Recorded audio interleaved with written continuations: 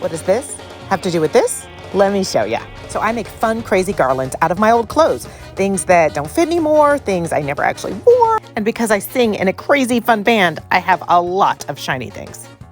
So I take all these clothes and then I just start cutting them up. Sometimes I use a cutter, sometimes I just rip it apart. Cut it, rip it, and then I cut them till they're about a shoulder width apart.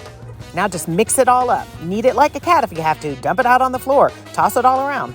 This way you don't have to think anymore. Whichever color you choose, that's the right color. Now tie it onto a piece of rope. Just keep going and going and going and going. Do be wary of sparkly fabric. This too could happen to you. Every now and then, just fluff it up. Make sure it's all the colors you love. Fill in all the gaps. Shake it out. Shake it good. Once I'm all done, I actually wrap mine with lights so that they look good daytime and nighttime. There's so much you can do with them. You can decorate your house. You can actually wrap them around your banister. You can even make the most amazing wreath for your door. Just have fun with it, you guys. And I don't know why, but I get this question a lot. Will they be okay outside? Yeah, they're closed. They're fine. It's okay if they get rained on. If you want to, you can just go out and refluff them every now and then. The most important thing is to make sure it makes you happy. Makes you happy while you make it. Makes you happy when you pull into your driveway. Thanks for watching, you guys.